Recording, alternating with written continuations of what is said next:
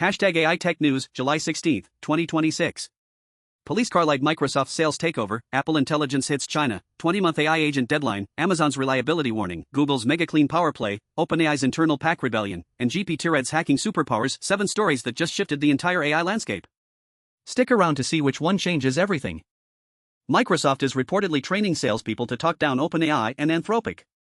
Microsoft just got caught playing hardball in the AI wars, and it's a move that tells us everything we need to know about where this industry is heading. The company is reportedly training its sales teams to actively talk down OpenAI and Anthropic, positioning its own in-house AI models as cheaper and more efficient alternatives. This isn't just corporate trash talk, it's a calculated strategy that reveals Microsoft's desperation to compete in a market it helped create but doesn't fully control. Here's the context. Microsoft spent billions partnering with OpenAI, embedding ChatGPT into Windows, Office, and Azure. But that relationship has become complicated. OpenAI is increasingly independent, Anthropic is gaining serious traction with enterprises, and Microsoft realized it's essentially paying royalties to competitors while building their brand. So the company did what any tech giant would do, it started developing its own models and now wants to push them hard.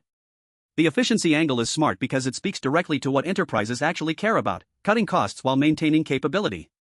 If Microsoft can convince customers that Copilot Pro or their Azure AI services deliver comparable results at a fraction of the price, that's a massive competitive advantage. But this move has bigger implications for the entire AI landscape. We're watching the industry shift from the startup-dominated phase into the corporate consolidation phase, where companies like Microsoft, Google, and Amazon leverage their existing customer relationships and infrastructure to muscle out smaller competitors. It also signals that the AI model space is becoming commoditized faster than anyone expected. When you're training salespeople to talk down competitors on price and efficiency rather than innovation, you're essentially admitting that the technology itself isn't dramatically differentiated anymore. The real battle now is about distribution, cost structure, and ecosystem lock-in, the same playbook Microsoft perfected with Windows and Office decades ago. Apple Intelligence approved for launching China with Alibaba's Qwen AI.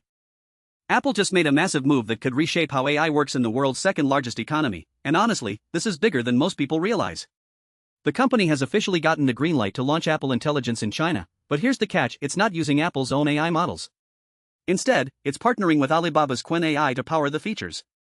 This isn't just a technical partnership, it's a strategic masterclass in navigating one of the most complex tech markets on the planet. Let's talk about why this matters so much. Apple Intelligence represents the company's entire vision for on-device AI that actually respects your privacy while delivering powerful features. But China has strict regulations about AI systems, and the government wants domestic companies controlling the AI infrastructure. Apple faced an impossible choice, either skip China entirely or find a local partner. By integrating Qwen, Apple gets to offer intelligence features to hundreds of millions of Chinese users while satisfying regulatory requirements. Alibaba gets credibility and integration into the world's most premium smartphone ecosystem. It's a win-win that actually works. The broader implications here are fascinating because this deal signals something fundamental about the future of AI. We're moving away from the idea that one company's AI model powers everything globally. Instead, we're seeing a world where different regions, different countries, and different regulatory environments will have their own AI layers. Apple Intelligence in the US runs on Apple's models, but in China it runs on Qwen. That means the AI landscape is becoming increasingly fragmented and localized, which has huge consequences for how technology companies compete and innovate going forward. This isn't just about Apple and Alibaba, it's a template that every major tech company will probably follow. We have maybe 20 months to rebuild for AI agents, Meta's infrastructure VP tells VB Transform 2026. Meta's infrastructure chief just dropped a bombshell that should terrify every enterprise CTO in the room. We have maybe 20 months to completely rebuild how our systems work, or we're going to get left behind by AI agents. Barak Yegur, wearing those Ray-Ban AI glasses like a walking advertisement for the future, revealed that agentic queries hitting Meta's data systems exploded 30 times in just 6 months.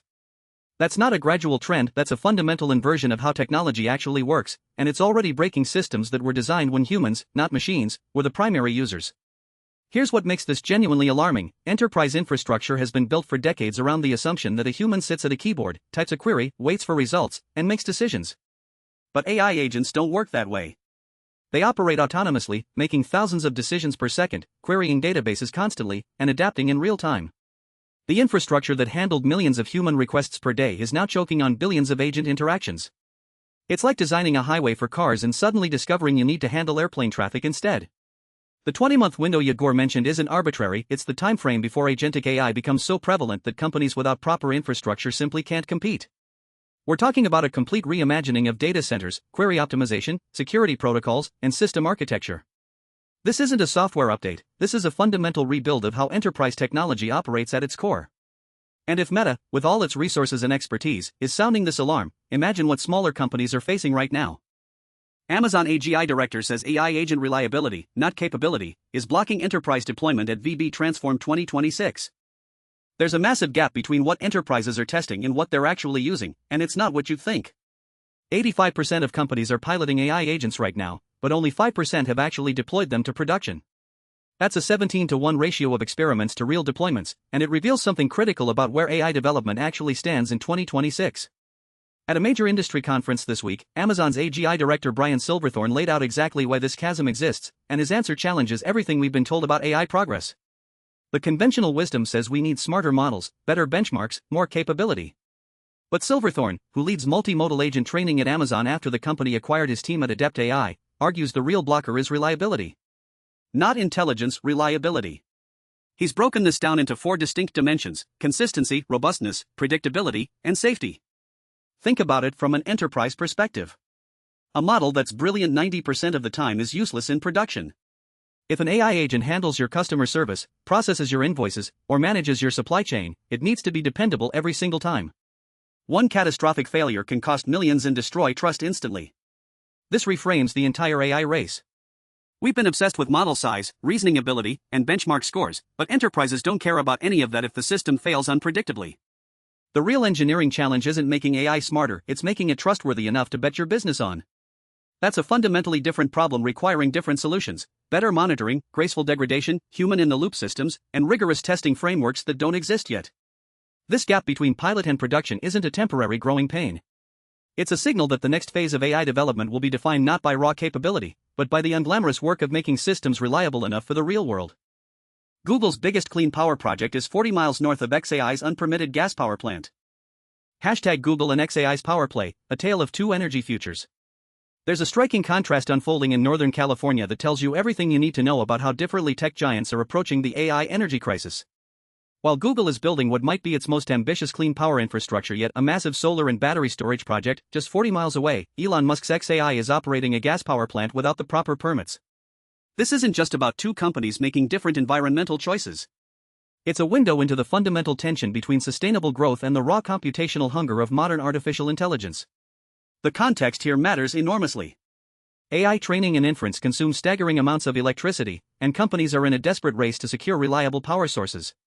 Google has been investing heavily in renewable energy for years, but this new project represents a significant escalation, combining solar generation with battery storage to provide consistent power around the clock. Meanwhile, xAI's unpermitted gas facility suggests a more expedient approach: get the power now, worry about regulatory compliance later. It's the difference between building for the long term and solving an immediate problem through regulatory arbitrage. What makes this story significant beyond the companies involved is what it reveals about the AI industry's maturation. We're at an inflection point where the infrastructure demands of AI are forcing real choices about how we power the future. Google's approach requires patience, capital investment, and faith in renewable technology scaling. xAI's approach is faster but carries regulatory and reputational risk.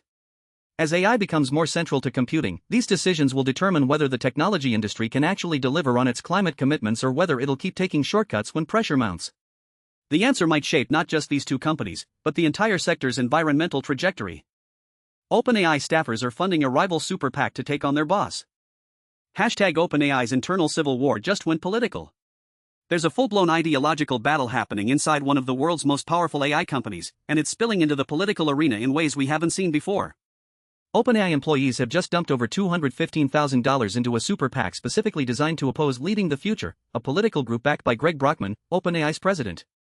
This isn't just office drama, this is a fundamental disagreement about the future of artificial intelligence policy playing out in real time, and it reveals deep fractures within the organization that's literally shaping how AI gets regulated.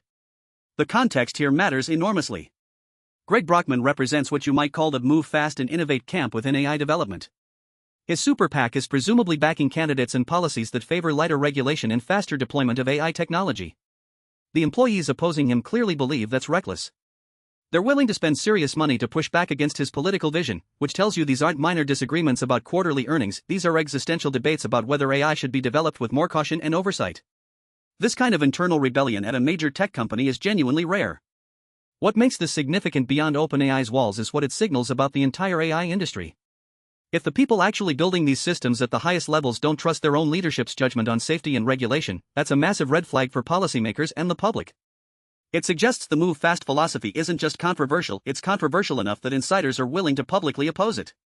As AI regulation becomes increasingly important globally, these internal power struggles will determine whether we get thoughtful guardrails or a regulatory free-for-all.